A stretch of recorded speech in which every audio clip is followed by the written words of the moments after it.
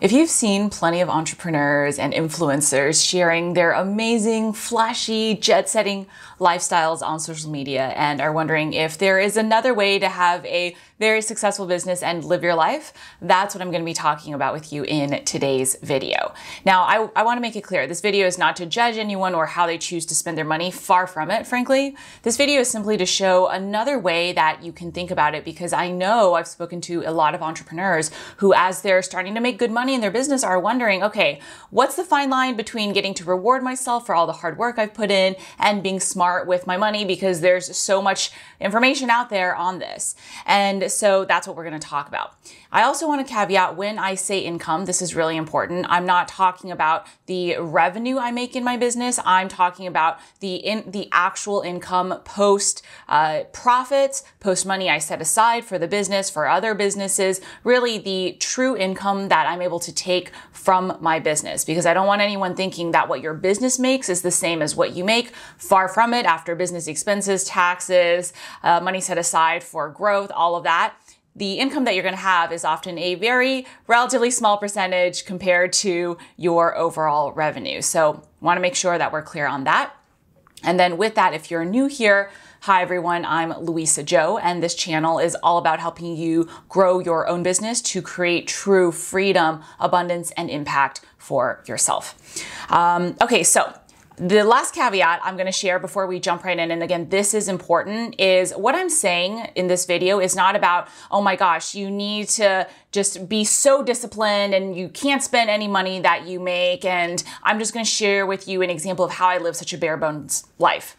That's actually as far from the truth as it could be. I have to say I live a really amazing life that frankly I never would have dreamed possible. And this is not, again, to, brag or trigger anyone. We're going to talk about money. So if that does trigger you, then maybe this is not a video for you to watch. What I do want to share is, again, another perspective on how you can choose to use your money as you really grow your business. And I make a significant amount of revenue, right? I don't like to share my bank account screenshots or things like that. I just think that's asking for trouble.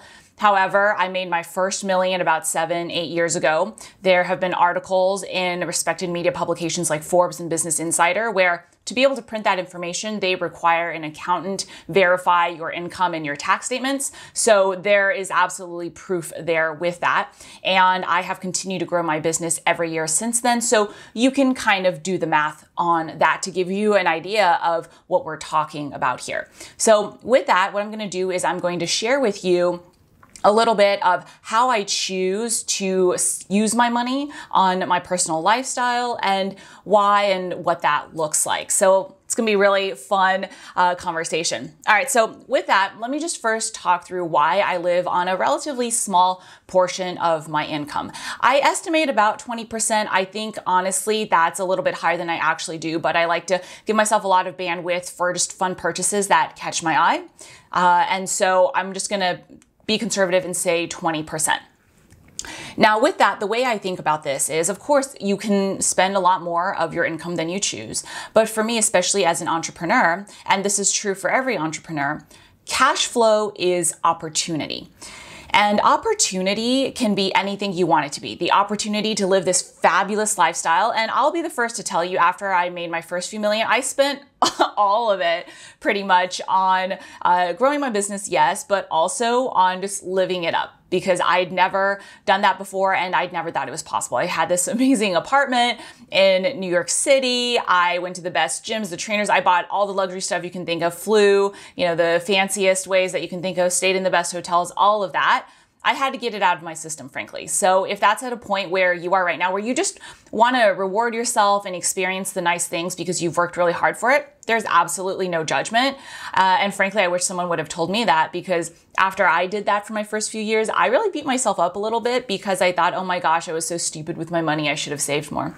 No, I mean, you can do whatever you want. And sometimes if you are feeling the need to spend and experience that, then there's nothing wrong with that. Okay, so that is one opportunity, absolutely. But there's also the opportunity to grow your business. And especially when your business is in its earlier stages, the more you invest in it, if you're smart with that investment, the faster often it will grow. So to invest in your team, in traffic acquisition, in product creation, in marketing, in sales, those things will grow your business and help you ultimately have more revenue. And so in my mind, initially, it was silly to take away from that when I could be spending a little less on myself initially and then making more down the road or fairly quickly as well. So there's that opportunity. And then there's the other opportunity for just other wealth creation opportunities, not to use that word too much, but you can take that money, you can invest it. We're not going to talk about investments here because that could be a whole series of videos in of itself, but you can invest it. You can choose to start other businesses down the road. Cash is opportunity. Let's just, leave it at that. And so with that, I really tried, aside from my first few years, to maximize my cash flow and my opportunities. And, even initially, before I kind of got into my head a little bit about overspending and kind of just, screw it, let me just live it up a little bit. Even after I made my first million, at the time, I was living in the Bronx, which if you don't know, New York is not the best neighborhood. And I was living in an apartment that was subsidized by my husband's work. And so even after I'd made my first million, I lived there for a good bit to save money and to be able to invest the majority of my funds back into my business to help it grow. Right. And so that has really informed how I choose to set my base costs, which is that I always want to maximize as much as possible the cash flow that I have. And to be able to do that, I want to minimize my expenses that I'm on the hook for every month, my recurring expenses. And so what that means is after, my first year or so of just living it up and realizing, okay, yeah, it was nice to live in this really fancy apartment and do all of these things, but I actually don't care about having to do that all the time as much as I thought I would. I would love to have a little bit more money set aside. So because of that, I moved to still a very nice apartment in New York, on the Upper East Side, which if you're familiar with is with New York, or if you're not familiar, is still a fairly nice neighborhood, but not as luxurious as the one that I used to live in. And I'm fine with that. I found the right degree for me. And with that, my recurring expenses have been minimized to a degree that I'm comfortable with. Again, this is all relative, right? Relative to the income that you are able to support yourself on from your business. And so I minimize my living expenses where my rent is a very small percentage of my income. My, day-to-day spending is fairly minimal. I'm going to talk a little bit more about what I choose to spend on, but you'll see, again, compared to my relative income, it's fairly minimal. And the reason I do that is so that I can, not stress, first of all, about, oh my gosh, every month I need to bring in this amount of income, which is a stretch for me to be able to even pay for my lifestyle. Because when you have that, you're not able to open yourself up to creativity, to other opportunities, and frankly, to grow even faster. So again, cash equals opportunity, equals peace of mind, equals less stress. And because of all of that, think about how you want to use that opportunity. If you want to use it to live it up for a little bit, which, like I said, no judgment. I think most of us have been there, done that. Or if you want to use it to grow your business or to increase your wealth or to invest in other opportunities. So that's the first piece that I wanted to cover. The second piece, which is really important because as I caveated at the beginning of this video, I am not here to say, hey, you need to be so frugal. If you spend any money, you need to feel bad about yourself. No, that's part of the fun of building your business and growing it. You want to be able to reward yourself and motivate yourself in those fun ways. And so what I have done, what I have decided is the way that works best for me is I have figured out what it is that I care to actually spend on. And that's really important because I think that's something that we're not taught to figure out, okay, what do you actually care about? So for me, initially, as I shared, I thought I cared about all the nice things, right? The luxurious apartment, like everything that apparently I thought you had to have if you had some money. And so what I realized was, and it took a little bit of trial and error, so maybe that's what it's going to take for you, or maybe you already know, is I realized okay, I don't really care about having the most luxurious apartment. If I can have a fairly nice apartment at 50% of that, yeah, that's money that I would love to use elsewhere, right? So finding that middle line. I'm not living in the Bronx anymore, let's be clear. But again, getting clear on what that level is for you, especially for your day-to-day expenses. I also don't care about cars. I mean, I live in New York City, so I'm, not driving anytime soon. But if I were to get a car, honestly, I'd probably get a good Toyota. Those are the cars my parents drove. I thought for the longest time I would need to get like a nice car, like at least a Lexus or a Mercedes, because that's what people with money did. And then as I actually learned more about what people with money actually do with their money and use it for opportunities versus spending it on things they don't care about, I realized a lot more people than I thought with money actually had, Toyotas basically. And so I don't really care about having that super fancy car. And so great, why would I spend my money on it, right? Why would I spend my opportunity on it? Now, what I do care about though, is I care about traveling. So I like to travel fairly frequently, at least once or twice every quarter. And when I do, I like to travel in nice styles. I like to stay at nice hotels, fly well, eat well. And so I'm going to spend on that.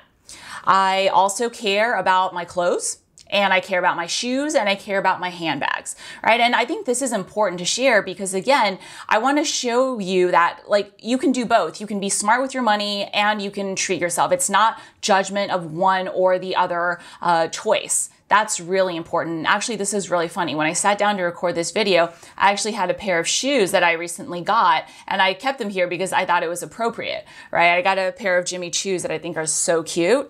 I have a whole bunch of heels and wedges and cute shoes in my closet, and I love spending on that. And so I think it's important to normalize that within our means as well. I'm never going to say, overspend on things like that, but if you're growing your business, you've earned it. It's a smart, relative low percentage of your income. Why the heck not? Right. So I have a handbag collection that I love. I'm a huge lover of Moina handbags. And so I have a fairly significant collection there. And I love clothing, as you guys can maybe tell from a lot of my social media and my videos. And so that's what I like to spend on. Fair, significant budget a month that I spend on that. Let me just leave it at that. And then I also don't like to spend my time on cleaning, organizing, cooking, anything like that. And so I have a cleaning lady who comes to my home and just really supports me in that way. And she's amazing.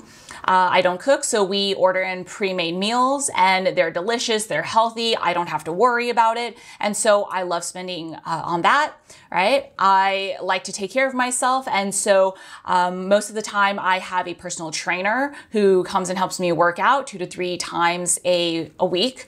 Full disclosure, I'm not doing that right now because of the pandemic and everything, but that's something that I do enjoy. And then I have monthly facials that I love and are, a treat. So let me just put it that way. But aside from that, again, relative to my income, right? So what I spend now is more than what I used to be able to afford when I was working a corporate job.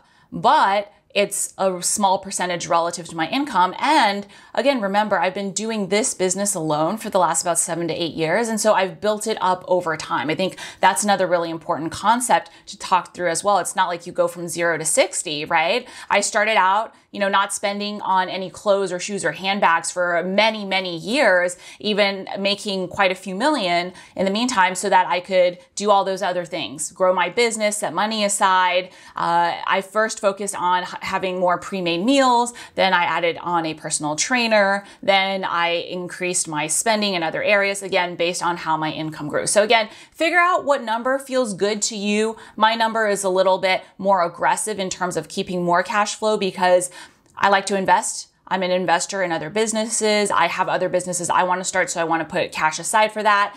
And, I like what I like, and that's the percentage that it takes. So again, this is not about, okay, this is the way to do it. It's really about showing you another way, my thinking behind it, so that you can figure out what way works best for you. Okay, so that's the, second or third point I wanted to make. The third point is I like to do this because I find it really motivating and fun. So this goes back to understanding what motivates you as a person in terms of setting goals and growth. So some people might not find it as motivating. They might find it more motivating initially to be able to spend all their money on upgrading their lifestyle. Like I said, I've been there, no judgment. Great if you want to do that. For me now though, being able to really think through, okay, I need to make way more than whatever amount I technically need to be able to afford this next thing that I want.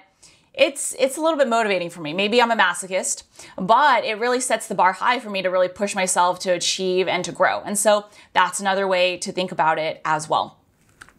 Okay, so with that, the last piece that I want to leave you with is just a refresher on what we just talked about, which is that there is no way that money, it has to look for you to have money. And again, this is so important because growing up, I grew up in a really middle-class family. I wasn't taught anything about money education.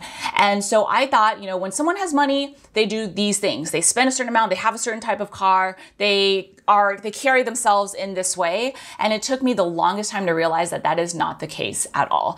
You can have money and be whoever you want, do whatever you want, spend as much of it, donate as much of it as possible. Like there's a whole spectrum of things in between. And so with that, that could look like where you live, what cars you drive, how you clothe yourself, down to the little things, and not really so little. Like a common example I like to give is I don't even have an engagement ring, right? This is my wedding band is all I have. And that's because I didn't grow up really in the culture of having an engagement ring. And so I didn't even know to care about it until I learned about it. And then I was like, no, really not that important to me. And so I'm just giving you a few examples of the common things. Also, when my husband and I got married, we went right down to City Hall, called my sister to be our witness. And then we went to Chinatown and went to a buffet to celebrate, right? So there's so many ways that this can look. And again, I'm not saying to deprive yourself unnecessarily. And I'm not really judging anyone's decision for how they want to spend their income. This was just another way to show you another way of thinking about it and using it. Now, with that, if you found this helpful, what I also have for you is a really great video on 4 rules of money that entrepreneurs know. So I'm going to share that with you, and I think you're really going to love that. So I will see you in that video.